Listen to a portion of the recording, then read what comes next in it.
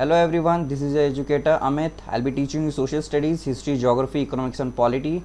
So today we are going to start the last chapter, the continuation of the last chapter, that is part 2. ठीक है, अगले topic से अभी start करेंगे. Last lecture में या लास्ट वीडियो में अपन ने रेवोल्यूशनरी तक देखा था. ठीक है, अभी नेक्स्ट टॉपिक है the age of revolution from 1830 to 1848. ठीक है, अभी अपन ने देखा था कि जो फ्रांस में है, फ्रांस में दो ग्रुप्स एग्जिस्ट कर रहे हैं, एक है कंजर्वेटिव्स, दूसरा है लिबरल्स. अभी कंजर्वेटिव्स मतलब कौन से लोग थे? कंजर्वेटिव्स मतलब जिनको चेंज नहीं चाहिए, दे डोंट वांट चेंज, और लिबरल्स मतलब they want change in the society. ठीक है, ये लिबरल लोग थे जो मोनार्की को हेट करते थे. ठीक है, now the liberals were against the conservatives and later on they became the revolutionaries. मैंने बताया था लास्ट लेक्चर में कि जब ब्रिटेन, ऑस्ट्रिया, रशिया और प्रशिया, ये जो 12 कंट्रीज है, उन्होंने जब नेपोलियन को हराया तो गवर्नमेंट किसके हाथ में गई? कंजर्वेटिव्स के हाथ में गई. ठीक है, कंजर्वेटिव्स के हाथ में गवर्नमेंट आया, कंजर्वेटिव्स के हाथ में पावर आई. तो कंजर्वेटिव्स के राइवलरी कौन थे? लिबरल्स थे. राइवल्स कौन थे? लिबरल्स थे. तो एक ही दिन में लिबरल्स क्या हो गए? रेवोल्यूशनरीज में कन्वर्ट हो गए. रेवोल्यूशनरीज मतलब जिनको चेंज चाहिए सोसाइटी में, जो या ऐसे लोग जो चेंज को लीड कर रहे हैं. ठीक है, in furtherance of such motive 3 revolutions occurred: the Greece revolution, the July revolution and the Belgium revolution. ठीक है, अभी क्या हो रहा था? जो रेवोल्यूशन लिबरल्स रन कर रहे थे, रेवोल्यूशन हर जगह पे चल रहा था. जो लीड कर रहा था एजुकेटेड मिडिल क्लास. ठीक है, the members of commercial middle class मतलब बिजनेसमैन. और अपन ने लास्ट लेक्चर में देखा था कि इन्फ्लुएंसर रेवोल्यूशनर्स लाइक माजिनी, ये लोग हर जगह पे प्रोटेस्ट कर रहे थे. हर जगह पे माजिनी यूथ को इन्फ्लुएंस कर रहा था. ठीक है, तो अभी बहुत टाइम तक प्रोटेस्ट चल रहे थे, तो अभी उनको प्रोटेस्ट का रिजल्ट मिलना स्टार्ट हो गया था. ठीक है, अभी कुछ जगह पे उनके प्रोटेस्ट सक्सेसफुल होना शुरू हो गए थे. तो कहाँ कहाँ पे हुए थे? पहला था फर्स्ट उनका जो प्रोटेस्ट सक्सेसफुल हुआ वो हुआ था फ्रांस में. ठीक है, कहाँ पे हुआ उनका फर्स्ट प्रोटेस्ट सक्सेसफुल? रेवोल्यूशनरीज का फर्स्ट प्रोटेस्ट सक्सेसफुल फ्रांस में हुआ. कब हुआ? 1830 में. और उनका प्रोटेस्ट सक्सेसफुल होने के बाद वहाँ पे फ्रांस में क्या इस्टेब्लिश हुआ? Constitutional monarchy. कॉन्स्टिट्यूशनल मोनार्की मतलब क्या? यहाँ पे कॉन्स्टिट्यूशन भी होगा और राजा भी होगा, दोनों साथ में चलेंगे. ठीक है, राजा अभी खुद की मनमानी नहीं करेगा. यहाँ पे राजा को कॉन्स्टिट्यूशन के हिसाब से रूल्स फ्रेम करने पड़ेंगे या कॉन्स्टिट्यूशन के हिसाब से गवर्नेंस करना पड़ेगा. ठीक है, यहाँ पे राजा कौन होगा? Louis Philippe. ठीक है, फ्रांस में सबसे पहले चेंज आता है. ठीक है, यहाँ पे ड्यूक मेटरनिच वापस एक स्टेटमेंट देता है कि when France sneezes rest of the Europe catches cold. मतलब फ्रांस में जो भी चेंज आता है वो चेंज पूरे यूरोप में फैल जाता है. ठीक है, ड्यूक मेटरनिच ने 2 स्टेटमेंट दिए थे. ठीक है, एक माजिनी से रिलेटेड दिया था और एक यहाँ पे फ्रेंच के लिए दे रहा है. वो माजिनी का क्या स्टेटमेंट था? Mazzini is the most dangerous enemy of current social order. और यहाँ पे दूसरा स्टेटमेंट क्या दे रहा है मेटरनिच? कि when France sneezes rest of the Europe catches cold. ठीक है, ये फर्स्ट रेवोल्यूशन उनका सक्सेसफुल हुआ रेवोल्यूशनरीज का फ्रांस में. अभी सेकंड रेवोल्यूशन यहाँ पे ब्रसेल्स में सक्सेसफुल हुआ. ब्रसेल्स मतलब ये बेल्जियम का कैपिटल है, ब्रसेल्स. ठीक है, अभी बेल्जियम का प्रोटेस्ट यहाँ पे सक्सेसफुल हुआ. तो Belgium was broken out from United kingdom. जो बेल्जियम था वो यूके का पार्ट था. यूके एक मोनार्की थी. ठीक है, ये मोनार्की का पार्ट था और बेल्जियम उससे अलग हो गया. ये सेकेंड रेवोल्यूशन या सेकेंड उनका सक्सेस था रेवोल्यूशनरीज का. अभी थर्ड उनका क्या सक्सेसफुल रहा? कौन सा प्रोटेस्ट सक्सेसफुल रहा? ग्रीस में. Greece is the oldest civilisation. ठीक है, अपने को पता है कि ये ग्रीस जो है, ग्रीस कल्चर है, ये बहुत पुराने टाइम से है, एग्जिस्ट कर रहा है. ठीक है, ये ग्रीस जो लोग थे ये ऑटोमन एम्पायर के अंडर में थे from since 15th century. Ottoman empire एक इस्लामिक रूल था या इस्लामिक एम्पायर था. Islamic empire. ठीक है, अभी इस्लामिक एम्पायर था. The growth of revolutionary nationalism in Europe sparked off a struggle for independence. ठीक है, अभी यूरोप में हर जगह पे प्रोटेस्ट चल रहे थे, तो ग्रीस में भी प्रोटेस्ट करना चालू हो गए. और यहाँ पे अगेंस्ट ऑटोमन एम्पायर के अगेंस्ट प्रोटेस्ट चल रहे थे. किसके अगेंस्ट? Ottoman empire. ठीक है, तो यहाँ पे जो ग्रीस का जो प्रोटेस्ट चल रहा था, ये ग्रीस के प्रोटेस्ट में हर कोई सपोर्ट कर रहा था क्योंकि ये बहुत पुराना कल्चर था. और यूरोप में जितने भी सिविलाइजेशंस थे या यूरोप में जितने भी किंगडम्स थे वो सब ग्रीस को सपोर्ट कर रहे थे उनके इंडिपेंडेंस के लिए. ठीक है, अभी ग्रीस के जो लोग थे जो बाहर भी अलग यूरोपियन एरियाज में रहते थे, तो वो बाहर से ग्रीस को सपोर्ट करते थे. ठीक है, जो कुछ पोएट्स और आर्टिसंस ने ग्रीस को the cradle of European civilisation भी बोला. ये याद रखना. ठीक है, Greece is called as cradle of European civilisation. ठीक है, अभी एक इंग्लिश पोएट है लॉर्ड ब्रेयन, उसने क्या किया? ही ऑर्गेनाइज फंड्स, मतलब पैसे, प्रोटेस्ट के लिए पैसे जमा किए और वो फाइट में भी पार्टिसिपेट किया उसने. But he died out of fear in 1824. Finally with the treaty of Constantinople 1832 की ट्रीटी से ग्रीस को क्या मिल जाता है? Independence. Independence from home? Independence from Ottoman empire.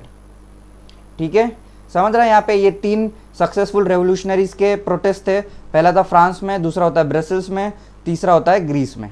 ठीक है, चलो नेक्स्ट टॉपिक स्टार्ट करते हैं, the romantic imagination and the national feeling. Romantic मतलब क्या? द क्वालिटी दैट अफेक्ट्स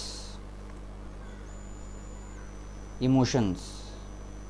ठीक है, रोमांटिक का क्या मतलब होता है? ऐसी क्वालिटी जो आपकी इमोशंस को अफेक्ट करती है। ठीक है, अभी यूरोपियन सोसाइटी में क्या हो रहा था, हर जगह पे प्रोटेस्ट चल रहे थे, यूरोप में हर जगह पे प्रोटेस्ट चल रहे थे।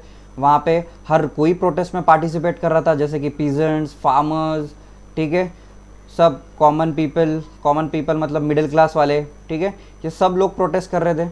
अभी सोसाइटी में कुछ ऐसे भी लोग थे, for example artist, poets, music composers. ठीक है, अभी ये लोग क्या कर रहे थे, ये जो आर्टिस्ट या पेंटर्स सोसाइटी में एग्जिस्ट करते थे, ये लोग पार्टिसिपेट मतलब स्ट्राइक्स में या प्रोटेस्ट में सीधा पार्टिसिपेट नहीं करते थे, बट वो बैकग्राउंड में पार्टिसिपेट करते थे। फॉर एग्जांपल क्या करते थे, उनका जो आर्ट है, उनकी जो क्वालिटी है, उससे वो प्रोटेस्ट में पार्टिसिपेट करते थे। फॉर एग्जांपल वो आर्ट लिखते थे रिगार्डिंग द प्रोटेस्ट, पोएट्री लिखते थे लोगों को मोटिवेट करने के लिए, हीरोइज्म की स्टोरीज लिखते थे, लोग उस प्रोटेस्ट में और मोटिवेट हो जाए। ऐसे म्यूज़िक कंपोज करते थे नेशनलिज्म के लिए, ऐसे म्यूज़िक कंपोज करते थे जिससे नेशनलिज्म की भावना और बूस्ट हो जाए। ठीक है, इससे क्या हो जाता था, लोग भी ज़्यादा मोटिवेट हो जाते थे। और वो टाइम पे as a form of entertainment भी कुछ नहीं था, तो लोग इससे इन्फ्लुएंस हो जाते थे।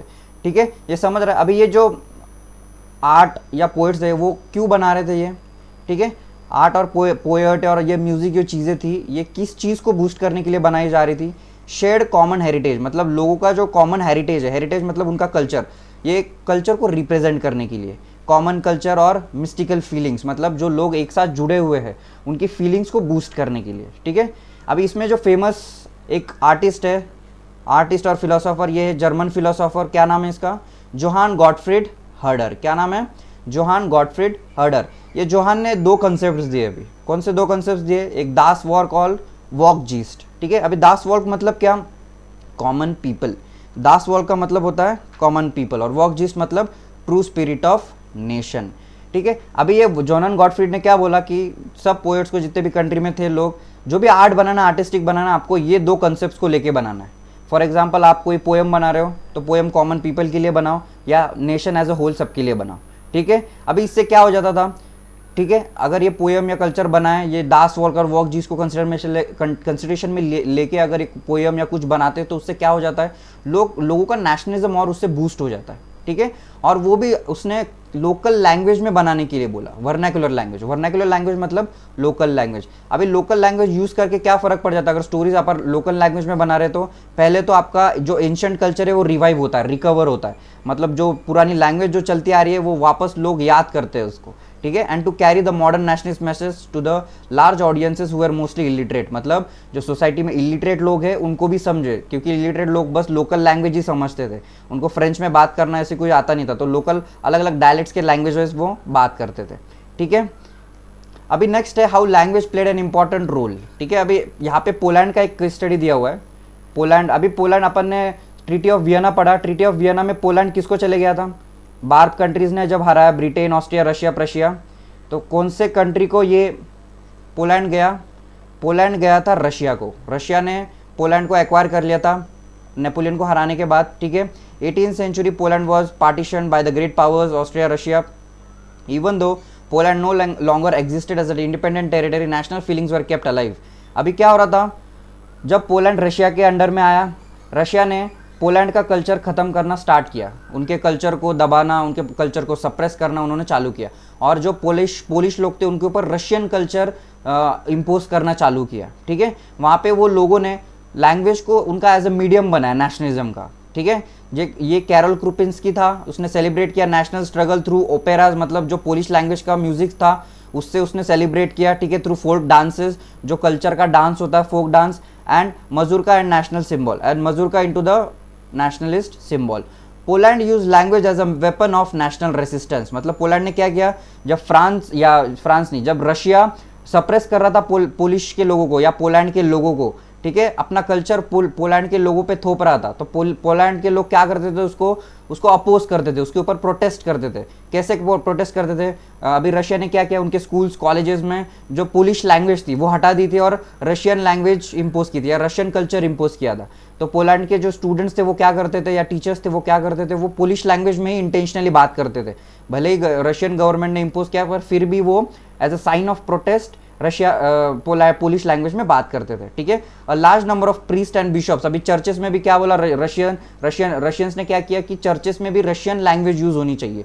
ठीक है, पर प्रीस्ट और बिशॉप्स क्या करते थे, प्रीस्ट और बिशॉप मतलब फादर जो चर्च में होते, वो क्या करने लग गए, पोलिश लैंग्वेज ही यूज करने लग गए। ठीक है, and refusal to preach in Russian language, मतलब उन्होंने रेफ्यूज कर दिया, हम रशियन लैंग्वेज यूज नहीं करेंगे। ठीक है, अभी ये पोलैंड का एक छोटा सा केस स्टडी हो जाता है कि पोलैंड ने कैसा उनका लैंग्वेज यूज करके रशियन कल्चर को बिना अपने ऊपर इम्पोज नहीं होने दिया। ठीक है, उन्होंने अपना कल्चर जिंदा रखा। ठीक है, अभी नेक्स्ट है, चलो नेक्स्ट टॉपिक स्टार्ट करते हैं, hunger, hardship and popular revolt. अभी 1830s में क्या हो रहा था यूरोप में ग्रेट इकोनॉमिक हार्डशिप शुरू हो गई थी। इकोनॉमिक हार्डशिप मतलब इकोनॉमिक स्लो डाउन मतलब इकोनॉमी ख़राब चल रही थी, जिसके वजह से फेमाइन, ठीक है, क्रॉप प्राइजेस बढ़ गया था, क्रॉप प्राइजेस इंक्रीज्ड, इसके वजह से लोगों का जो सर्वाइवल था वो ख़राब होने लग गया था, हार्डशिप बढ़ गई थी लोगों का जो जॉब्स था वो अनसर्टन हो गया था, अनएम्प्लॉयमेंट बढ़ गई थी। अनएम्प्लॉयमेंट क्यों बढ़ गई थी? क्योंकि इंडस्ट्रीज़ अच्छी से नहीं चल रही थी। ठीक है, इसको बोला जाता है इकोनॉमिक हार्डशिप। ठीक है, अभी 19th सेंचुरी यूरोप में क्या हो रहा था कि जो पॉपुलेशन है यूरोप का वो एक्सपोनेंशियली बढ़ रहा था। एक्सपोनेंशियली मतलब बहुत एनॉर्मसली पॉपुलेशन बढ़ रहा था। जब भी कंट्री का पॉपुलेशन बढ़ जाता ना तो अपने को उस पॉपुलेशन के लिए, जो एक्सपांडिंग पॉपुलेशन है, वो ज़्यादा जो पॉपुलेशन बढ़ रहा है उनके लिए फूड का बंदोबस्त करना पड़ता है, उनके लिए जॉब का बंदोबस्त करना पड़ता है। पर यूरोप में क्या हो रहा था, लोगों की पॉपुलेशन तो बढ़ रही थी पर सफिशिएंट जॉब्स लोगों को अवेलेबल नहीं थे, उनके लिए एम्प्लॉयमेंट अपॉर्चुनिटीज नहीं थी, इंडस्ट्रीज इतने अच्छी से ग्रो नहीं हो रही थी। ठीक है, जितने भी रूरल एरियाज की जो पॉपुलेशन थी यूरोप में वो माइग्रेट होने लग गई थी सिटीज़ में। क्यों? जॉब के सर्च में। सिटीज़ में जॉब अच्छी से मिलता है, रूरल एरियाज में जॉब ज़्यादा मिलता नहीं, तो इसलिए लोग क्या करते हैं, माइग्रेट हो जाते हैं from rural areas to cities. तो सिटीज़ में क्या प्रॉब्लम, ओवर क्राउडेड का प्रॉब्लम शुरू हो जाता है, मतलब स्लम्स डेवलप होना शुरू होते हैं। स्लम्स मतलब they are the unhygienic houses of people. ठीक है, स्लम्स क्रिएट हो जाते हैं। मुंबई का स्लम है धारावी, ये पता होगा आपको। ठीक है, तो ऐसे स्लम्स क्रिएट हो जाते हैं अगर सिटीज़ में बहुत ज़्यादा पुअर पॉपुलेशन ज़्यादा डेवलप हो जाती है तो। ठीक है, और फ्रांस में क्या हो रहा था कि स्टिफ कंपटीशन, किससे स्टिफ कंपटीशन हो रही थी उनको? इंग्लैंड से। इंग्लैंड में सबसे पहले इंडस्ट्रियल रेवोल्यूशन स्टार्ट हो गया था। इंडस्ट्रियल रेवोल्यूशन की वजह से वहाँ पे इंडस्ट्रीज बहुत ज़्यादा सेटअप हो गई थी। ठीक है, इंडस्ट्रीज का जो उनका मशीन मेड गुड्स थे वो कम्पीट, फ्रांस के जो लोकल इंडस्ट्रीज थे वो इंग्लैंड के मशीन मेड गुड्स से कम्पीट नहीं कर पा रहे थे। ठीक है, इसलिए जो फ्रेंच की जो इंडस्ट्रीज थी वो उसमें स्लो डाउन आ गया था, जो इंडस्ट्री ज़्यादा अच्छी से चल नहीं रही थी, इसलिए लोगों को जॉब्स नहीं मिल रहे थे। और इसकी वजह से क्या होने लग गया, जो अरिस्टोक्रेसी या प्रिजन से दोनों में झगड़ा शुरू हो गया। अरिस्टोक्रेसी मतलब ज़्यादा पैसे वाले लोग, इनको अगर इकोनॉमिक स्लो डाउन आया या कुछ, इनको कोई फर्क नहीं पड़ता क्योंकि इनके पास बहुत ज़्यादा प्रॉपर्टी है, बहुत ज़्यादा पैसा है। पर ज़्यादा स्ट्रगल किनको सहन करना पड़ता है? पीजेंट लोगों को, because they have low wages और गरीब तबके के लोग होते हैं। तो सबसे ज़्यादा कोई भी चीज़ सोसाइटी में होती है तो ज़्यादा अफेक्ट कौन होता है? पीजेंट्स होते हैं। ठीक है, अभी ग्रेट इकोनॉमिक हार्डशिप के बाद में बात किया अपन ने, वहाँ पे रेनफॉल कम हो गया यूरोप में, इसकी वजह से बैड हार्वेस्ट हुआ, मतलब क्रॉप्स अच्छे प्रोड्यूस नहीं हुए, क्रॉप्स का उसकी वजह से शॉर्टेज हो गया। अगर क्रॉप्स अच्छे से प्रोड्यूस नहीं, उसका शॉर्टेज हो गया तो फूड प्राइसेस अल्टीमेटली क्या हो जाते हैं? बढ़ जाते हैं। अभी फूड प्राइसेस अगर इंक्रीज हो गए तो पीजेंट्स लोग उसको अफोर्ड कर पाएंगे क्या? पीजेंट्स लोगों के पास तो यहाँ पे जॉब भी नहीं है, तो ये फूड प्राइसेस बढ़ना कैसे? फूड ही अफोर्ड नहीं कर पाएंगे, प्राइसेस बढ़ना क्या अफोर्ड करेंगे? ठीक है, अभी नेक्स्ट है कि 1848 में wide spread food shortage and unemployment brought the population of the Paris out on the roads. मतलब क्या हो गया, जो पीजेंट्स लोग थे वो बहुत ज़्यादा परेशान हो गए। क्यों? इन्फ्लेशन की वजह से, मतलब प्राइसेस बढ़ने की वजह से, अनएम्प्लॉयमेंट की वजह से उनको क्या लगा कि जो राजा है वो ठीक से उसका गवर्नेंस नहीं कर रहा है, राजा इकोनॉमी को अच्छी से चला नहीं रहा है, तो वो फ्रस्ट्रेट हो गए और in the form of protest वो राजा के पैलेस में ही घुस गए। ठीक है, राजा के पैलेस में घुस गए और वो सब चीज़ें तोड़ने लग गए, और जो राजा था पैलेस में, लुइस फिलिप, वो उनसे डर के भाग गया। ठीक है, जैसे ये राजा भाग जाता है तो लोगों को क्या लगता है, चलो अभी राजा भाग गया, अपन अपनी नेशनल असेंबली फॉर्म करते। नेशनल असेंबली मतलब क्या? नेशनल असेंबली मतलब अभी फ्रांस के जो लोग होंगे अपने रूल्स रेगुलेशंस खुद बनाएंगे। मतलब फ्रांस के पीपल, जो लोग होंगे, फ्रांस के सिटीजन, उन्होंने अपना खुद का नेशनल असेंबली फॉर्म किया। नेशनल असेंबली मतलब एक बॉडी होती है सिटीजन्स का जो खुद का गवर्नेंस खुद करते हैं, उसको नेशनल असेंबली बोला जाता है। तो यहाँ पे फ्रेंच के सिटीजन्स क्या कर रहे हैं, अभी उनके खुद की, राजा भाग गया है, ठीक है। अभी यहाँ पे पॉलिटिकल वैक्यूम क्रिएट हो जाता है, मतलब कोई राजा है नहीं यहाँ पे, तो नेशनल असेंबली फॉर्म करते, सब लोग सब पावर अपने हाथ में लेते, एक नेशनल असेंबली फॉर्म करते। इसके बाद जो फ्रेंच को क्या डिक्लेयर कर देते, रिपब्लिक डिक्लेयर कर देते। रिपब्लिक मतलब क्या, when the head of the state is elected, that is called as republic. तो फ्रांस को वो क्या घोषित कर देते हैं कि फ्रांस इज अ रिपब्लिक। अभी क्या करते हैं, रिपब्लिक नेशनल असेंबली फॉर्म होने के बाद जो लोगों को एम्प्लॉयमेंट नहीं मिल रहा था, लोगों को जॉब्स नहीं मिल रहे थे, उसके लिए वहाँ पे जो नेशनल असेंबली थी उन्होंने उनके लिए वर्कशॉप सेट किए। वर्कशॉप मतलब लोगों का स्किल डेवलप किया जाता है, उनको जॉब्स दिए जाते हैं, ठीक है। तो ये सब सेट किया उन्होंने नेशनल असेंबली फॉर्म होने के बाद। उसके बाद ये छोटा सिसिलियन रिवॉल्ट है, ये ज़्यादा ये सिलेबस का पार्ट है, पर इस पर ज़्यादा क्वेश्चंस नहीं आते, पर फिर भी थोड़ा अपन डिस्कस कर लेते हैं। इसमें क्या है, ये जो इशू है ये बिटवीन कॉटन कॉन्ट्रैक्टर्स और कॉटन वीवर्स है। कॉटन कॉन्ट्रैक्टर्स क्या करते थे, रॉ मटेरियल वीवर्स को प्रोवाइड करते थे और वीवर्स को वेजेस पे करते थे उनकी चीज़ें बनाने के बाद, ठीक है। पर ये जो कॉटन कॉन्ट्रैक्टर्स थे उनको वेजेस, बहुत कम वेजेस पे करते थे और ज़्यादा रिड्यूस कर देते थे उनके वेजेस, ठीक है। तो उसके वजह से ये क्या किया, वीवर्स ने उस पर प्रोटेस्ट कर दिया कि हमारे वेजेस बढ़ाओ, ठीक है। उसका आउटकम क्या हुआ, weavers demanded were not considered, मतलब वीवर्स ने जो भी प्रोटेस्ट किया, वो भी डिमांड्स रखे उन्होंने, वो पूरे नहीं हुए। They were treated with scorn and threats, मतलब उनको धमकियां दी गई कि आपको काम करना है तो करो, नहीं तो छोड़ो, ठीक है। उसके बाद जो 11 वीवर्स थे उनको शॉट कर दिया, मतलब दे वेर किल्ड, जो प्रोटेस्ट कर रहे थे, ठीक है। नेक्स्ट है 1848, द रेवोल्यूशन ऑफ लिबरल्स। अभी लिबरल्स मतलब कौन थे, लिबरल्स मतलब जिनको चेंज चाहिए, ये educated section of the society है, उनको पता है सोसाइटी में क्या चल रहा है, उनको हर चीज़ का नॉलेज है, एजुकेटेड लोग हैं बेसिकली वो, ठीक है। अब ये मिडिल क्लास लोग जर्मनी में हैं, इटली में हैं, पोलैंड में हैं, ऑस्ट्रिया हंगेरी में हैं, ठीक है। ये रेवोल्यूशन हर जगह पे कंडक्ट कर रहे थे। कौन कंडक्ट कर रहा था हर जगह पे, educated section of the society. Europe के हर पार्ट में जो मिडिल क्लास लोग थे वो हर जगह पे प्रोटेस्ट चालू, उन्होंने कंटिन्यू रखा था प्रोटेस्ट करना, ठीक है। जब उन्होंने फ्रांस का न्यूज़ सुना कि फ्रांस में लोगों ने इकट्ठा आके उनका खुद का कॉन्स्टिट्यूशनल असेंबली सेटअप कर दिया है, राजा वहाँ से भाग गया है, तो उससे वो मोटिवेट हो गए। फ्रेंच की जो कंडीशन है, फ्रेंच के केस से वो बहुत ज़्यादा मोटिवेट हो गए कि अगर फ्रेंच के लोग कर सकते हैं तो अपन भी कर सकते हैं, ठीक है। तो आगे जो प्रोटेस्ट था वो हर जगह पे चल रहा था, यूरोप के हर जगह पे ये प्रोटेस्ट चल रहा था। तो हर मिडिल क्लास लोगों को क्या लगा कि फ्रांस के सिटीजन्स ने अगर प्रोटेस्ट जीता है तो अपन भी जीत सकते हैं, ठीक है। तो बाकी लोगों में भी ऐसा मोटिवेशन आ गया कि चलो अभी फ्रांस का अगर सक्सेसफुल हो जाएगा तो अपना भी सक्सेसफुल हो जाएगा, ठीक है। तो अपने भी डिमांड्स, अपन हर जगह प्रोटेस्ट हो रहे थे, अपने भी डिमांड्स रखते हैं और हम भी अपने डिमांड्स के लिए प्रोटेस्ट करेंगे, ठीक है। अभी यहाँ पे पोलैंड, जर्मनी, हर जहाँ पे जितने भी प्रोटेस्ट हो रहे थे लोगों ने, सब ने अपने अपने डिमांड्स रखना चालू कर दिया और हर जगह पे प्रोटेस्ट होना चालू हो गया। They took the advantage of the growing popular unrest, मतलब हर जगह पे जो प्रोटेस्ट हो रहे थे उसका उन्होंने एडवांटेज लिया कि चलो हर जगह प्रोटेस्ट हो रहा है तो अपन भी अपने डिमांड्स रखते हैं और अपने भी डिमांड्स पूरे करने की कोशिश करते हैं, ठीक है। उसके बाद what was the reason of the revolt, revolt का क्या रीजन था, उनको एक कॉन्स्टिट्यूशन चाहिए था। कॉन्स्टिट्यूशन मतलब representative form of government, representative form of government चाहिए उनको। फ्रीडम ऑफ प्रेस चाहिए, मतलब बैन ऑन सेंसरशिप, सेंसरशिप हटाना है। सेंसरशिप पता है सबको, सेंसरशिप मतलब जब न्यूज़पेपर्स पे बैन लगा जाता है उसको सेंसरशिप बोलते हैं। अब ये सेंसरशिप को उनको क्या करना है, हटाना है।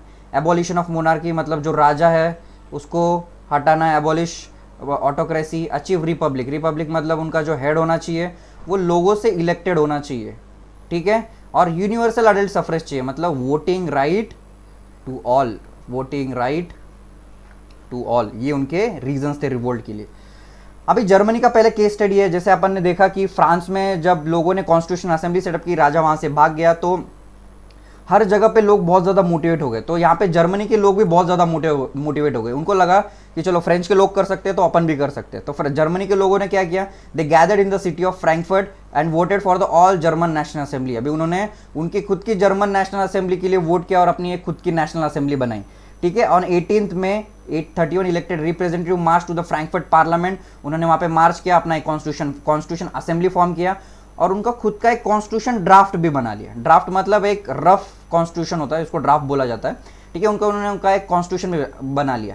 अभी उनका कॉन्स्टिट्यूशन के लिए या उनको अभी एक डेमोक्रेसी सेटअप करना है, उनको एक क्या चाहिए, अभी हेड ऑफ द स्टेट चाहिए। उनको डेमोक्रेसी फॉर्म करने के लिए हेड बनाना ना, हेड चाहिए ना उनको। तो हेड किसको बनाएंगे, वो एक मोनार्की ढूंढना पड़ेगा, एक राजा ही ढूंढना पड़ेगा। तो ये जर्मन के सिटीजन्स चले गए किंग ऑफ प्रशिया के पास। किंग ऑफ प्रशिया का क्या नाम था, फेडरिक विलियम फोर। अभी ये जर्मनी के लोग किसके पास चले जाते हैं, किंग ऑफ प्रशिया के पास चले जाते हैं। अभी मेरे को बताओ, ये किंग ऑफ प्रशिया उसके खुद के देश में वो मोनार्क है, मतलब वहाँ पे राजा है, फेडरिक विलियम उसका नाम है। अभी जर्मनी के लोग इतने पागल उसके पास चले गए कि हमारे देश में आओ, हमारे कंट्री के आप हेड बनो, हमारे डेमोक्रेटिक कंट्री के आप हेड बनो। ये किंग ऑफ प्रशिया कैसे बनेगा उनके डेमोक्रेटिक कंट्री का हेड? वो तो खुद एक मोनार्क है और वो किसी डेमोक्रेटिक को प्रमोट कैसे होने देगा? ठीक है, तो उसने क्या किया, किंग ऑफ प्रशिया ने उसने उनका प्रपोजल रिजेक्ट कर दिया और उनको अल्टीमेटली सप्रेस कर दिया। उनकी जो नेशनल असेंबली थी उसको डिस्कार्ड कर दिया बाकी मोनार्क्स के साथ मिलके। ठीक है, क्योंकि डेमोक्रेसी, अगर मोनार्क है डेमोक्रेसी क्यों सेटअप होने देगा? अगर डेमोक्रेसी सेटअप हो गई तो उसके भी कंट्री में लोग डेमोक्रेसी मांगेंगे। ठीक है, this parliament consequently lost the middle class support. अभी ये जो पार्लियामेंट फॉर्म हुई थी ये मिडिल क्लास लोग लीड कर रहे थे, बट जो वर्कर्स और मिडिल क्लास में दोनों में कुछ कॉन्फ्लिक्ट्स आने लग गए, कुछ डिफरेंसेस आने लग गए, तो उन्होंने भी उनका सपोर्ट छोड़ दिया। ठीक है, in the end the troops, मतलब जो रशिया की जो आर्मी थी उन्होंने क्या कर दिया, called off and assembly was force to disband, मतलब असेंबली को डिसबैंड कर दिया। उसके बाद अभी यूरोप में अलग अलग sections of the society protest कर रहे थे। अभी वुमेन का पार्टिसिपेशन उसमें कैसा था? अभी यूरोप में वुमेन को वोटिंग राइट नहीं था। ठीक है, उनको किसी प्रोटेस्ट में पार्टिसिपेट करना अलाउड नहीं था। ठीक है, उनको पार्लियामेंट में एंट्री नहीं थी, पार्लियामेंट में भी बस ऑब्जर्वर स्टेटस उसने रोबोस्पियर ने दिया था उनको। ठीक है, अभी यहाँ पे वुमेन क्या करती है, उनका खुद का पॉलिटिकल पार्टी खुलते हैं, उनका खुद का पॉलिटिकल, क्योंकि पॉलिटिकल कोई भी पॉलिटिकल पार्टी में उनको एंट्री नहीं होती तो वो उनकी खुद की पॉलिटिकल पार्टी बना लेते। ठीक है, उनका खुद का न्यूज़पेपर भी बना लेते हैं जिससे उनको उनके खुद के ओपिनियन सामने रखते हैं लोगों के।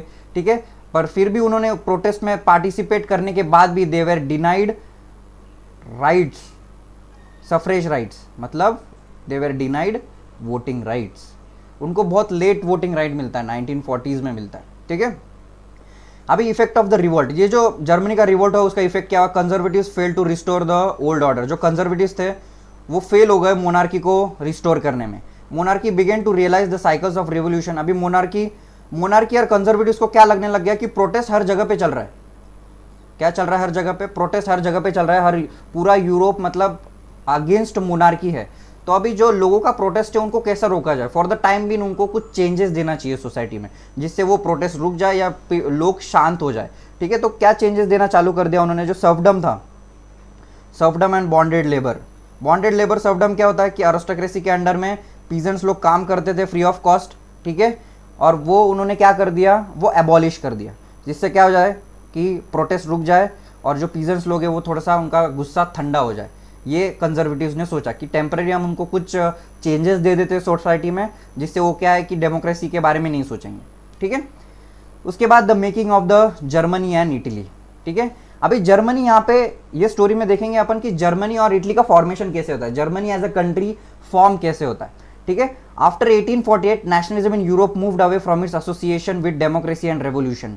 Nationalist sentiments were often mobilized by conservatives for promoting state power and achieving political domination over Europe. ठीक है, अभी यहाँ पे जर्मनी का क्या हो रहा है? पहले अपन ने देखा कि जर्मनी के लोगों ने उनका पहले फेलियर हुआ डेमोक्रेसी सेटअप करने में। जो किंग ऑफ प्रशिया था उसने वो सप्रेस कर दिया। किंग ऑफ प्रशिया जो था उसने उनका जो डिमांड था या कॉन्स्टिट्यूशनल असेंबली थी वो डिसबैंड कर दी थी, वो सप्रेस कर दी थी। ठीक है, तब इससे क्या हो जाता है, वो उनका वापस एक नेशन फॉर्म करने की तो डिमांड रह ही जाती है।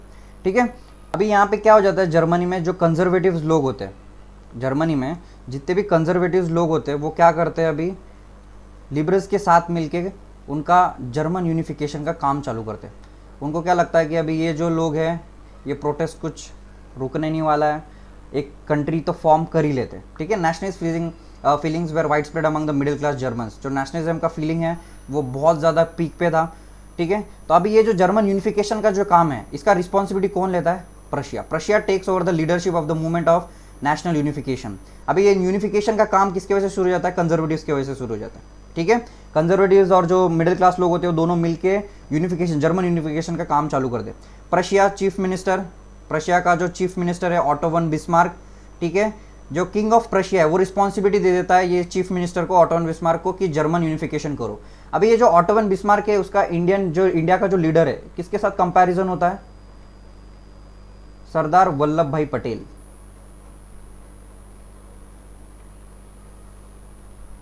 ठीक है, इसके साथ होता है क्योंकि इंडिया का यूनिफिकेशन सरदार वल्लभ भाई पटेल जी ने किया है, तो सेम जर्मन का यूनिफिकेशन ऑटो वन बिस्मार्क ने किया है। वो चीफ मिनिस्टर था। ठीक है, उसको आर्किटेक्ट ऑफ जर्मनी भी बोला जाता है। Architect of unification of Germany भी बोला जाता है, ठीक है। Prussia started a movement for national unification under auto von Bismarck, ठीक है। अभी जो प्रशिया था, ठीक है, प्रशिया को वॉर पे जाना पड़ा जर्मनी को यूनिफाई करने में, ठीक है। उन्होंने 3 वॉर्स लड़े over 7 years with Austria, Denmark और फ्रांस, क्योंकि जो जर्मनी का जो एरिया था ये 3 लोगों के अंडर में था। एक ऑस्ट्रेलिया अलग होता है, ऑस्ट्रिया अलग होता है, ठीक है। ऑस्ट्रिया, डेनमार्क और फ्रांस, ये तीनों के अंडर में जर्मनी का थोड़ा एरिया होता है। तो अगर जर्मनी को यूनिफाई करना है, उनके एरियाज उनके साथ में यूनाइट करना है, तो ये तीनों से तो वॉर करना बनता ही था, ठीक है। तो अभी प्रशिया ये वॉर जीत जाता है and complete the process of unification. Prince and other peoples of German state chiefs of Prussia Bismarck gathered at the hall of mirrors, ये हॉल ऑफ मिरर्स है, ठीक है। यहाँ पे प्रशिया जीत के आता है, जर्मन यूनिफिकेशन का काम यहाँ पे सेलिब्रेशन हॉल ऑफ मिरर्स में होता है। ये यहाँ पे सेलिब्रेशन हो रहा है, ये जो इमेज दिया आपके टेक्स्ट बुक में ये सेलिब्रेशन का इमेज है, ठीक है। अभी यहाँ पे किंग कौन बनेगा? केजर विलियम, जिसने ये रिस्पॉन्सिबिलिटी थी, किंग ऑफ प्रशिया। अभी क्या हो जाएगा जर्मनी में? कॉन्स्टिट्यूशनल मोनार्की सेटअप हो जाएगी, जहाँ पे राजा केजर विलियम है और डेमोक्रेसी है, ठीक है। कॉन्स्टिट्यूशन और कॉन्स्टिट्यूशनल मोनार्की, राजा भी रहेगा और कॉन्स्टिट्यूशन भी रहेगा। ये है केजर विलियम, फोटो देख लो उसका। ये ऑटो वन बिस्मार्क, इसको क्या बोला जाता है? आर्किटेक्ट ऑफ जर्मनी और German unification. The nation building process in Germany had demonstrated the dominance of Prussia. अभी प्रशिया जर्मनी फॉर्म करने के बाद, 3 वॉर करने के बाद 7 साल में उसने 3 वॉर करने में कितने कंट्रीज को, ये बड़े बड़े कंट्रीज है, ऑस्ट्रिया, ये बड़े बड़े मोनार्क्स थे, फ्रांस, ठीक है, इनको हराया है। तो अभी इससे क्या हो जाता है, जो डोमिनेंसी है प्रशिया का वो और बढ़ जाता है, प्रशिया और पावरफुल दिखने लग जाता है पूरे यूरोप में। The new state place a strong emphasis on modernising the currency, banking system, legal system, वो कुछ चेंजेस भी लाते हैं अपनी इकोनॉमी को बूस्ट करने के लिए। Prussia measures and practices for the rest of the Germany. अभी कुछ भी कोई भी लॉ होता है, ये प्रशिया लॉज लाता है या चेंजेस लाता है, ठीक है। अभी नेक्स्ट है इटालियन यूनिफिकेशन। अभी इटालियन यूनिफिकेशन में क्या होता है कि during the 19th century Italy was divided into 7 states. जो इटली था 19th सेंचुरी में ये 7 स्टेट्स में बटा हुआ था, ठीक है। ओनली जो सार्डियाना पिडमॉन्ट का जो एरिया था, यहाँ पे इटली का राजा था, बाकी इटालियन राजा था, ठीक है। बाकी हर जगह पे किसी और का किंगडम था, कुछ हैब्सबर्ग एम्पायर के अंडर था, ठीक है। जो नॉर्थ का जो इटली का जो एरिया था वो ऑस्ट्रिया हैब्सबर्ग एम्पायर के अंडर था, ठीक है। जो सेंटर इटली का जो एरिया था वो पोप के अंडर में था। पोप मतलब चर्च का हेड होता है, जिसके अंडर में था, ठीक है। The southern region were under the domination of Bourbon king of Spain. जो साउथ का जो रीजन था वो स्पेन के अंडर में था। Even the Italian languages had many regional and local variation. अपन ने रीजनल डायलेक्ट्स देखे थे, मतलब इटालियन लैंग्वेज के भी रीजनल डायलेक्ट्स भी बहुत एग्जिस्ट करते थे, ठीक है। चलो अभी ये है विक्टर इमैनुअल II, यहाँ पे इसका फोटो दिख रहा है। ये है Mazzini the revolutionary, Bhagat Singh of India इसको बोला जा सकता है। अभी Mazzini sought to put together clear program. Mazzini ने भी, अभी माजिनी इटली का ही था, उसने पहले इटली का यूनिफिकेशन 1831 में और 1848 में ट्राई किया था, बट ही फेल्ड, क्योंकि ये एक मोनार्क नहीं है, एक राजा नहीं है, हेड ऑफ द स्टेट नहीं बन सकता, ये एक रेवोल्यूशनरी है। तो 2 बार उसने ट्राई किया इटली को यूनिफिकेशन करने का, पर 1831 में और 1848 में दोनों बार ये फेल हो गया। Formed a secret society and called young Italy for the dissemination of his goal. उसने कुछ सीक्रेट सोसाइटीज फॉर्म किए उसके पर्पस के लिए। After his failure responsibility fell on Victor Emmanuel II, मतलब जो सार्डियाना पिडमॉन्ट का जो राजा था, जो इटालियन राजा था, उसके ऊपर रिस्पॉन्सिबिलिटी आ गई कि अभी जर्मनी को यूनिफाई मेरे को ही करना पड़ेगा, क्योंकि मैं जर्मनी नहीं, मैं इटली को यूनिफाई मुझे ही करना पड़ेगा, क्योंकि इटली का राजा मैं ही हूँ, ठीक है। विक्टर इमैनुअल, जो सार्डियाना पिडमॉन्ट का जो एरिया था वहाँ पे बस ये विक्टर इमैनुअल II ऐसा राजा था जहाँ जो इटली का था या इटालियन स्पीकिंग था, ठीक है। अभी जो उसका जो चीफ मिनिस्टर वो क्या करता है, ये जो है विक्टर इमैनुअल II अपने चीफ मिनिस्टर को भेजता है। यहाँ पे चीफ मिनिस्टर क्या नाम है? कैवोर। यहाँ पे फोटो देख सकते हो कैवोर का आप, ठीक है। ये अभी यहाँ पे रिस्पॉन्सिबिलिटी लेता है कि इटली को यूनिफाई कैसे किया जाए। He was neither a revolutionary, ये जो कैवोर था वो रेवोल्यूशनरी भी नहीं था और डेमोक्रेट भी नहीं था। He was a diplomat. Diplomat मतलब कोई भी चीज़ बातचीत से सॉल्व करने वाला। He entered into an alliance with the France and succeeded in defeating Austrian forces. अभी क्या करता है वो? फ्रांस के साथ अलायंस में आता है, अपना कंट्री मतलब डिप्लोमेसी थ्रू टॉक्स वो क्या करता है, फ्रांस से अपने टेरिटरीज ले लेता है और ऑस्ट्रियन जो फोर्सेस होता है उसको भी डिफीट कर देता है 1859 में, ठीक है। Cavour was help by local leader. Cavour जो किसको कौन हेल्प करता है कैवोर को ऑस्ट्रियन फोर्सेस को भगाने में? गुसेप गारिबाल्डी एक लोकल लीडर होता है जिसकी रेड आर्मी होती है, खुद की एक रेड आर्मी होती है, ठीक है। उसकी हेल्प कैवोर लेता है और ये गुसेप गारिबाल्डी है, ठीक है। इसके पास रेड नाम की खुद की आर्मी होती है, रेड। अब ये क्या करता है कैवोर, इसकी हेल्प लेता है वो ऑस्ट्रियन फोर्सेस को भगाने में। He participated in republican uprising in the Piedmont in 1834, ठीक है। He supported Victor Emmanuel two for his efforts. अभी 1861 Victor Emmanuel two was finally proclaimed as king of united Italy. तो यहाँ पे भी राजा कौन बनता है इटली का, और यहाँ पे Italy as a country form हो जाता है under the leadership of Victor Emmanuel two. ये है विक्टर इमैनुअल टू। चलो नेक्स्ट टॉपिक स्टार्ट करते हैं, the strange case of Britain. अभी ब्रिटेन मतलब ये ऐसी कंट्री की बात कर रहे हैं अपन जो जिसने 1/3 ऑफ द वर्ल्ड को अपना कॉलोनी बनाया था। क्या बनाया था? कॉलोनी बनाया था। उन्होंने हर कंट्रीज़ को इंक्लूडिंग इंडिया अपनी कॉलोनी बनाया था, ठीक है। अभी ये जो ब्रिटेन है ये सबसे एडवांस्ड कंट्री है, एडवांस्ड सिविलाइजेशन है, इन्वेंशंस भी बहुत होते हैं। इंडस्ट्रियल रेवोल्यूशन भी यहाँ पे पहले स्टार्ट हुआ है। आप लोगों को एक होमवर्क है, आप लोगों को डिफरेंस ढूंढना है ये तीनों का, यूनाइटेड किंगडम का, ग्रेट ब्रिटेन का और इंग्लैंड का। ये तीनों में डिफरेंस क्या है। और जो प्राइम मिनिस्टर है ऋषि सुनक, जो इंडियन ओरिजिन का पर्सन है ऋषि सुनक, ये यूके का प्राइम मिनिस्टर है, ग्रेट ब्रिटेन का प्राइम मिनिस्टर के, इंग्लैंड का प्राइम मिनिस्टर, ये ढूंढना है। गूगल पे आप सर्च करो, ठीक है, और कमेंट बॉक्स में कमेंट कर देना, ठीक है। चलो अभी नेक्स्ट देखते हैं ब्रिटेन का स्ट्रेंज केस। ब्रिटेन का ये मैप है, ये ब्रिटेन में नॉर्थ में है, ये स्कॉटलैंड है। स्कॉटलैंड मतलब यहाँ पे स्कॉटिश लोग रहते हैं, स्कॉटिश लोग, अलग कल्चर के लोग एग्जिस्ट करते हैं। ये जो इंग्लिश है, इंग्लैंड इंग्लिश के जो लोग हैं ये इंग्लैंड में रहते थे, जिन्होंने इंडिया को अपना कॉलोनी बनाया था, ये इंग्लिश लोग हैं। ये उनके यहाँ पे वेल्स है, यहाँ पे वेल्श कल्चर के लोग रहते थे। कौन से? वेल्श कल्चर, ठीक है। ये यहाँ पे नॉर्थ आयरलैंड है, ठीक है। ये वाला ये नीचे लंदन है, ठीक है। अभी nation state formation was not a sudden but a long drawn process. मतलब ये क्या है, नेशन स्टेट जो फॉर्म होता है वो एक दिन में फॉर्म नहीं होता है। In the same way Britain जो था वो एक दिन में फॉर्म नहीं हुआ, पर उसको धीरे धीरे उन्होंने, पार्लियामेंट ने जो बाकी के जो एरियाज थे वो धीरे धीरे एक्वायर कर लिए, ठीक है। अभी कैसे किए वो आगे देखेंगे। अभी यहाँ पे ये जो पार्ट्स में ये जो अलग अलग टेरिटरीज है, अलग अलग कल्चर के लोग एग्जिस्ट करते हैं। मतलब इंग्लिश जो है वो अलग कल्चर है, वेल्स जो है अलग कल्चर है, स्कॉटलैंड का स्कॉट कल्चर है ये अलग है, आयरलैंड का आयरिश कल्चर है ये अलग है, ठीक है। अभी इंग्लिश अपना पार्लियामेंट फॉर्म कर लेती है 1688 में। मतलब वो मोनार्की से पावर किसको शिफ्ट करते हैं? पार्लियामेंट पे। मतलब यहाँ पे अभी पावरफुल कौन है इंग्लैंड में?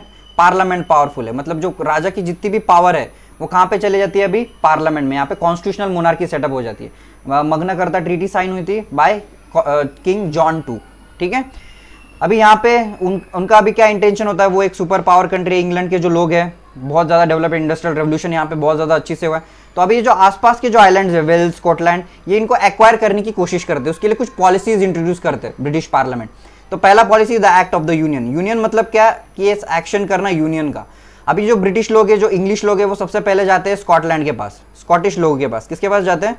स्कॉटिश लोगों के पास। स्कॉटिश लोगों के पास जाके वो बोलते हैं कि चलो आप हमारे साथ आओ, हम यूनियन फॉर्म करते हैं, और हमारी जो इंग्लिश पार्लियामेंट है, इंग्लैंड की जो पार्लियामेंट है, उसमें हम आपको रिप्रेजेंटेशन देंगे या सीट्स देंगे। किसको सीट्स देंगे? स्कॉटिश लोगों को हम सीट्स देंगे, ठीक है। पर जो ब्रिटिश पार्लियामेंट था ये डोमिनेटेड था इंग्लिश लोगों से, ठीक है।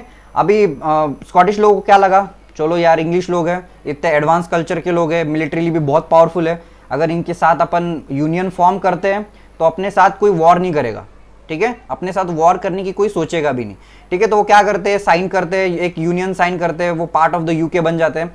और बाद में जो ब्रिटेन के जो लोग हैं, बाद में जो पार्लियामेंट है, उनको कोई रिप्रेजेंटेशन नहीं मिलता पार्लियामेंट में, नो रिप्रेजेंटेशन, ठीक है। समझ रहे हैं यहाँ पे क्या गेम हो रहा है।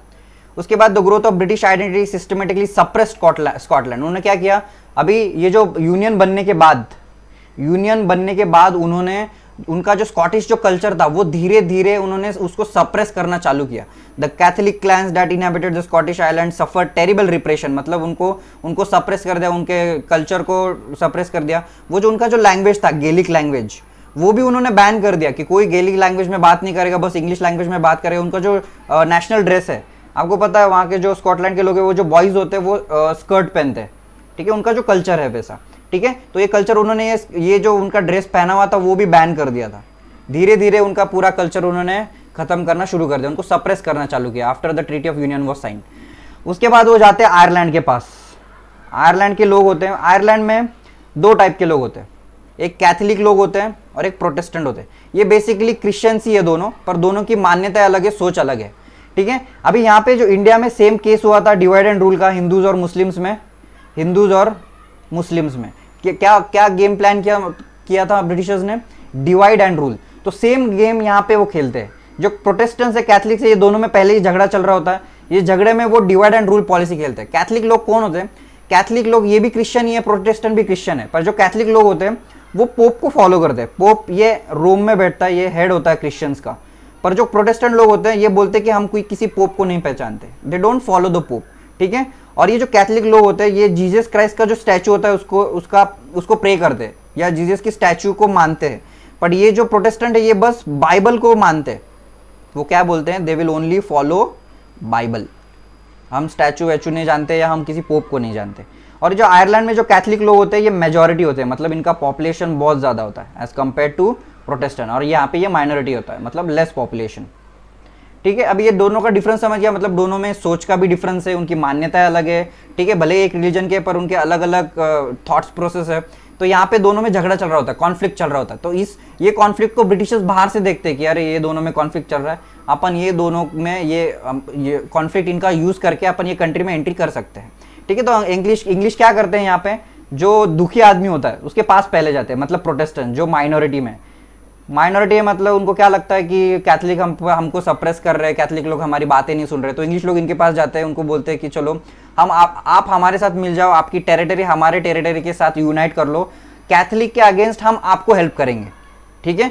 तो अभी इंग्लिश लोगों ने क्या करना चालू किया, कैथलिक जो जिनका रिवॉल्ट होता था अगेंस्ट ब्रिटिश डोमिनेंसी, सब रिवॉल्ट्स वो सप्रेस कर देते थे, जितने भी रिवॉल्ट होते थे उसको दबा देते थे। द रिवॉल्ट लेड बाय वुल्फटोन, वहाँ का जो वुल्फटोन का वो आदमी है, वो यूनाइटेड आयरिशमैन फॉर कैथलिक, इनका जो रिवॉल्ट होता है वो फेल हो जाता है 1978 में। जो ब्रिटिशर्स है अपनी आर्मी यूज करके, मिलिट्री यूज करके पूरे जो रिवॉल्ट्स होते हैं, उनका जो प्रोटेस्ट होता है वो सब सप्रेस कर देते हैं। Ireland was forcibly incorporated at last. Ireland क्या हो जाता है, उसको फोर्सिबली इनकॉर्पोरेट किया जाता है इनटू द यूनाइटेड किंगडम इन 1801। मतलब इसका क्या मतलब होता है, यहाँ पे मैप में देख सकते हो, स्कॉटलैंड भी अभी उनके पास आ गया, ये यहाँ पे स्कॉटलैंड, और ये आयरलैंड भी आ गया। आयरलैंड कहाँ पे, ये नॉर्दर्न आयरलैंड, ये ठीक है। चलो अभी नेक्स्ट है न्यू ब्रिटेन। अभी ये दोनों एक्वायर करने के बाद एक नया ब्रिटेन फॉर्म होता है। New British nation was forged through the propagation of a dominant English culture. मतलब अभी जितने भी एरियाज इंग्लिश के हैं वहाँ पे इंग्लिश कल्चर को प्रमोशन मिलेगा। नया इंग्लिश का न्यू ब्रिटेन का सिंबल होगा ब्रिटिश फ्लैग, उनको फॉलो करना पड़ेगा, यूनियन जैक, ठीक है। जो नेशनल एंथम होगा इंग्लिश का, God save our noble king, वो उनको फॉलो करना पड़ेगा। जो इंग्लिश लैंग्वेज है, सब लोगों को इंग्लिश लैंग्वेज फॉलो करनी पड़ेगी। उनकी जो खुद की जो लैंग्वेज है, जो गेलिक लैंग्वेज, स्कॉटिश की गेलिश लैंग्वेज थी, आयरलैंड की आयरिश लैंग्वेज थी, वो सबको डिस्कार्ड करके उनको इंग्लिश लैंग्वेज को फॉलो करना पड़ेगा। This symbols were actively promoted, मतलब जो इंग्लिश कल्चर था वो बहुत एक्टिवली प्रोमोट किया गया था और इंग्लिश को ही सुपीरियर कंसिडर किया जाता था, ठीक है। ये केस है न्यू ब्रिटेन का। नेक्स्ट टॉपिक है विजुअलाइजिंग द नेशन, ठीक है। अभी विजुअलाइजिंग में यहाँ पे एलेगोरी आता है। एलेगोरी मतलब when you personify something, that is called as allegory, ठीक है। अभी क्या होता था कि फॉर एग्जाम्पल आप देख लो इंडियन कल्चर में भगवान है, गॉड्स है, ठीक है, ठीक है। लक्ष्मी भगवान है, ठीक है, लक्ष्मी जी का मूर्ति है, फिर शिव भगवान का स्टैचू है, फिर विष्णु भगवान का पिक्चर है। अभी ये भगवान के जो स्टैचू है, कभी किसी आदमी ने भगवान को देखा है क्या? कभी लक्ष्मी जी को देखा है, कभी शिव भगवान को देखा है, कभी विष्णु को देखा है क्या? विष्णु को देखा है क्या? नहीं देखा है। पर फिर भी आज उनके पिक्चर्स या इमेजेस या स्टैचूज बनाए जाते हैं। क्या बनाए जाते हैं? स्टैचू बनाए जाते हैं। क्यों बनाए जाते हैं? क्योंकि जब तक तुम किसी चीज़ को स्टैचू फॉर्म में या उसको पर्सोनिफाई नहीं करते, तुम उसके साथ इमोशंस डेवलप नहीं कर पाते। समझ रहा है ये चीज़? सेम चीज़ रेवोल्यूशनरीज को समझी कि जब तक अपन लोगों में इमोशंस डेवलप नहीं करते या नेशनलिज्म की भावना को लोगों को दिखाते नहीं कि नेशनलिज्म होता क्या है, उसको एक आकार या उसको रूप नहीं देते, उसको एक पिक्चर नहीं बनाते, तब तक लोग उसके साथ इमोशंस या बॉन्ड कनेक्ट नहीं कर पाएंगे, ठीक है। तो इसलिए वो इंट्रोड्यूस क्या करते हैं? एलेगोरी इंट्रोड्यूस करते हैं। इंडिया का भी नेशनलिज्म हो रहा था तो इंडिया की नेशनलिज्म में भी एक एलेगोरी यूज हुआ था, ठीक है। ये एलेगोरी है, ठीक है। ये किसने बनाया? रविंद्रनाथ टैगोर ने बनाया। ये पेंटिंग है 1905 में, ठीक है। पेंटिंग क्या? सैफरन क्लैड, जो वुमेन बताई हो सैफरन क्लैड में बनाया, उसको साध्वी दिखाया गया है, ठीक है, उसके हाथ में पैडी का शीव्स ऑफ पैडी है, ये यहाँ पे दिख रहा होगा आपको, ठीक है, एक बुक है, रुद्राक्ष उसके हाथ में एक बुक है, तो एक डिपिक्शन किया है नेशनलिज्म को बढ़ाने के लिए। In the same way Europe में भी नेशनलिज्म को बढ़ाने के लिए कुछ ऐसे एलेगोरीज बनाई गई जिससे लोगों का नेशनलिज्म और बूस्ट हो, ठीक है। अब ये एलेगोरीज थे वो क्या डिपिक्ट करती थी, they were the symbol of liberty, justice and republic, ठीक है। अभी ये एलेगोरी है यूरोप में, ये फ्रांस में ये एलेगोरी थी, इसका नाम था मरियाना। ये मरियाना जो नाम है ये फ्रांस में पॉपुलर क्रिश्चियन नेम है, ठीक है, एक कॉमन नेम है जो हर आदमी को पता है कि मरियाना क्या है, इसलिए वो एलेगोरी का नाम मरियाना से रखा है, ठीक है। अभी ये क्या करता है, कैरेक्टरिस्टिक उसके क्या दिखाया है, उसको रेड कैप में दिखाया, ट्राई कलर उसके हाथ में फ्लैग है, ठीक है, और कॉकेट दिखाया। कॉकेट मतलब ये जो टोपी पे होता है उसको उसके ऊपर लगाते हैं, उसको कॉकेट बोला जाता है, ठीक है। अभी ये जो स्टैचूज थे ये यूरोप के हर कोने में, हर स्ट्रीट्स पे लगाए गए कि लोगों को हर बार वो स्टैचू देखने के बाद उनको नेशनलिज्म की भावना जागरूक हो, लोगों को ऐसा लगना चाहिए कि अभी तक हमारा स्ट्रगल कंटिन्यू है, लोगों को अभी तक नेशनलिज्म की भावना हर रोज पॉन्डर होनी चाहिए, हर रोज उनके दिमाग में आना चाहिए कि हमको नेशनलिज्म चाहिए। अभी जर्मनी में भी क्या हो रहा था, जर्मनी भी एलेगोरी थी, जर्मनी में एलेगोरी का नाम क्या था, जर्मेनिया, ठीक है। अभी ये जर्मेनिया को कैसे दिखाया था, ओक लीव्स में दिखाया था। ओक लीव्स क्या होता है, अभी जर्मनी में ओक लीव्स को साइन ऑफ हीरोइज्म कंसीडर किया जाता है, ठीक है। अभी ये जो फ्रैंकफर्ट में जो पार्लियामेंट में जो गैदरिंग हुआ था वहां पे भी ये जर्मेनिया यूज हुआ था, ठीक है। अभी यहाँ पे तुम्हारे टेक्स्ट बुक में कुछ वर्ड्स दिए, ये उसका मीनिंग दिया है। ब्रोकन चेन्स में अगर उसको दिखाया तो इसका मतलब क्या होता है, बीइंग फ्रीड। अगर ब्रेस्ट प्लेट पे ईगल दिखाया तो जर्मन में क्या था, स्ट्रेंथ शो करता है। यहाँ पे इमेज देख सकते हो, यहाँ पे ईगल दिखा रहा है, ब्रेस्ट प्लेट है ये, ठीक है। अगर उस क्राउन ऑफ ओक लीव्स भी दिखाया, मतलब वो साइन ऑफ हीरोइज्म है। स्वॉर्ड दिखाई गई है, मतलब रेडीनेस टू फाइट, मतलब उसके ये जो एलेगोरी उसके हाथ में स्वॉर्ड दिखाया, मतलब she is ready to fight, अगर कोई लड़ने आ रहा है तो she is ready to fight. अभी वो स्वॉर्ड पे ओलिव ब्रांचेस भी है, मतलब अगर कोई शांति के लिए आए, कोई पीस के लिए आए तो वो शांति के लिए भी तैयार है, ठीक है। अभी ये जो राइजिंग सन है ये भी दिखाया गया है, मतलब न्यू एरा। यहाँ पे पीछे देख सकते हो आप लोग, ये राइजिंग सन दिखाया है यहाँ पे, ये पीछे राइजिंग सन, ये मतलब न्यू एरा चालू हो रहा है, ठीक है। अभी नेशनलिज्म एंड इंपेरियलिज्म, अभी नेशनलिज्म एंड इंपेरियलिज्म मतलब last quarter of 19th century में क्या हो रहा था, पावरफुल कंट्रीज का बर्थ हो रहा था ड्यू टू इंडस्ट्रियल रेवोल्यूशन। कौन से, जैसे कि ब्रिटेन, रशिया, फ्रांस, ठीक है, ऑस्ट्रिया, ये जो कंट्रीज थे ये इंडस्ट्रियल रेवोल्यूशन की वजह से बहुत ज़्यादा पावरफुल होने लग गए थे, बहुत ज़्यादा वेल्थ क्रिएट होना चालू हो गया था। तो ये कंट्रीज क्या करने लग गई थी, बाकी कंट्रीज को अपना कॉलोनी बनाना चालू हो गई थी, ठीक है। तो क्या ये पावरफुल जो कंट्रीज थी ये ड्यू टू इंडस्ट्रियल रेवोल्यूशन खुद को बहुत ज़्यादा डेवलप कर चुकी थी और उन्होंने बाकी कंट्रीज को अपना कॉलोनी बनाना शुरू कर दिया था, ठीक है। अभी यही केस में एक बाल्कन कॉन्फ्लिक्ट का इशू होता है। ये बाल्कन एरिया है यूरोप में, ठीक है। ये मैप में आप देख सकते हो, ये बाल्कन एरिया है जिसमें रोमेनिया आता है, सर्बिया आता है, बल्गेरिया आता है, कोसोवो आता है, मोंटेग्रो आता है। ये पूरा जो एरिया है ये पूरा एरिया है बाल्कन का, ठीक है। अब ये जो बाल्कन एरिया होता है ये एरिया होता है ऑटोमन एम्पायर के पास। किसके पास होता है, ऑटोमन एम्पायर। पर ऑटोमन एम्पायर का क्या हो जाता है, ऑटोमन एम्पायर फॉल होता है। After the fall of Ottoman empire, Ottoman empire मतलब खत्म हो जाता है, तो ये जो एरियाज होते हैं ये इंडिपेंडेंट हो जाते हैं after the fall of Ottoman empire. ये जब एरियाज फॉल हो जाते हैं तो ये क्या हो जाते हैं, इंडिपेंडेंट हो जाते हैं। क्या हो जाते हैं, इंडिपेंडेंट हो जाते हैं, मतलब अभी इनको कोई गवर्न करने वाला नहीं है, इनका कोई राजा नहीं है, कुछ नहीं, ठीक है। अभी ये लोग क्या करेंगे, इनको इंडिपेंडेंस मिलने के बाद दो अलग अलग टाइप्स के कॉन्फ्लिक्ट शुरू हो जाते हैं। क्या शुरू हो जाते हैं, दो अलग इंटरनल और एक्सटर्नल दो अलग कॉन्फ्लिक्ट शुरू हो जाते हैं। फॉर एग्जाम्पल इंटरनल कॉन्फ्लिक्ट है। अभी इंटरनल कॉन्फ्लिक्ट क्या शुरू हो जाता है, अभी ये जो रोमेनिया का जो एरिया है, ठीक है, ये रोमेनिया के जो लोग होंगे जो इंडिपेंडेंट हो गए वो बल्गेरिया का एरिया इंक्रोच करेंगे, मतलब उनका एरिया एक्वायर करने की कोशिश करेंगे। ये जो क्रोएशिया के लोग हैं जो उसके नेबर है उसका एरिया एक्वायर करने की कोशिश करेंगे। उनको क्या लगेगा कि चलो अभी इंडिपेंडेंट मिल गया, अपन अपना एम्पायर और बड़ा करने की कोशिश करते हैं, ठीक है। ये इंटरनल कॉन्फ्लिक्ट मतलब सिविल कॉन्फ्लिक्ट शुरू हो गया। उसके बाद एक एक्सटर्नल कॉन्फ्लिक्ट भी होता है। यहाँ पे मैंने पहले बताया जो पावरफुल कंट्रीज आज बन गई थी, powerful countries due to industrial revolution, जैसे कि ब्रिटेन, फ्रांस, क्या हो गए थे, अभी उनको कॉलोनी बना था। उन्होंने देखा कि भाई यूरोप में इतना बड़ा एरिया इंडिपेंडेंट हो गया है, अपन ये इतने बड़े एरिया को अगर कंट्रोल करेंगे तो ये कंट्री का या पूरे एरिया का अपने को रिसोर्सेस मिलेगा, पूरा रॉ मटेरियल या पूरा एरिया ही मिल जाएगा, ठीक है। तो अभी ये जो एक्सटर्नल पावरफुल जो कंट्रीज थे वो क्या करने लग गए कि ये एरिया को अपन कॉलोनी कैसे बना, इसके प्लान उन्होंने करना चालू कर दिया कि ये एरिया को अभी अपने को अपना कॉलोनी बनाना है, इनके रिसोर्सेज अपने को यूज करना है, जैसे बाकी कंट्रीज को हम कॉलोनी बना रहे हैं, ये जो यूरोप में जो एरिया है यहाँ पे रिसोर्सेज भी बहुत ज्यादा है, इसको अपने को कॉलोनी बनाना ही है। तो ये दो कॉन्फ्लिक्ट चालू हो गए, ठीक है। अब ये कॉन्फ्लिक्ट इतना बड़ा हो गया कि this conflict became one of the reason for world war 1। समझ रहा है ये जो कॉन्फ्लिक्ट था बाल्कन कॉन्फ्लिक्ट का इतना बड़ा रीजन हो गया कि जिससे one of the reason of world war हो गया, ठीक है। उसके बाद जो nationalism aligned with the imperialism led to the Europe disaster in 1914, मतलब जो नेशनलिज्म की भावना लोगों में थी कि हमको आज़ादी चाहिए, हमको डेमोक्रेसी चाहिए, अभी वो इंपीरियलिज्म में कन्वर्ट हो गया। मतलब हमको दूसरे कंट्रीज को कंट्रोल करना है, हमको दूसरे कंट्रीज को एक्वायर करना है, उनको हमारा कॉलोनी बना है, वहाँ पे उनकी इकोनॉमी को हम कंट्रोल करेंगे, हमको हमारे इंडस्ट्रीज वहाँ पे सेटअप करने हैं।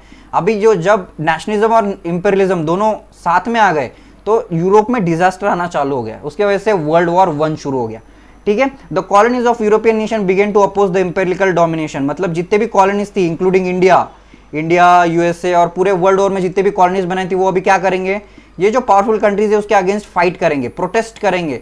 अभी वो किस चीज के लिए प्रोटेस्ट करेंगे, उनका नेशन स्टेट फॉर्म करने के लिए। समझ रहे हो, अभी नेशनलिज्म का कंसेप्ट कहां से कहां जा रहा है, नेशनलिज्म का कंसेप्ट यूरोप से शुरू होता है, पर अभी ये जो कॉलोनी उनकी बन रही है ये अभी कॉलोनी वाले कंट्रीज यूज करेंगे नेशनलिज्म की भावना, ठीक है। अभी ये जो नेशनलिज्म की भावना है वो हर कंट्री में अलग अलग होती है, हर एक कॉलोनी में अलग होती है। फॉर एग्जाम्पल इंडिया में नेशनलिज्म डेवलप हुआ इन द फॉर्म ऑफ सत्याग्रह। कौन से फॉर्म में स्टार्ट हुआ, सत्याग्रह के फॉर्म में, नॉन वायलेंस के फॉर्म में। तो ऐसे ही नेशनलिज्म के अलग अलग मीनिंग्स अलग अलग कंट्रीज निकालने लग गए और उन्होंने अपना स्ट्रगल चालू किया कि हमारे कंट्री को हम अभी नेशनल कंट्री कैसे बनाए, या नेशन स्टेट कैसे बनाए, या कॉलोनी से बाहर हम कैसे आए, ये जो पावरफुल कंट्रीज है हम उनको कैसे आ रहा है, सबका स्ट्रगल शुरू हो गया, ठीक है। अभी यहाँ पे हो जाता है आपका चैप्टर खत्म, ठीक है। होप आपको ये वीडियो अच्छा लगा होगा, लाइक शेयर एंड सब्सक्राइब, और आपको जो डाउट्स है आप मुझे क्लास में पूछ सकते हैं, ठीक है। Thank you so much.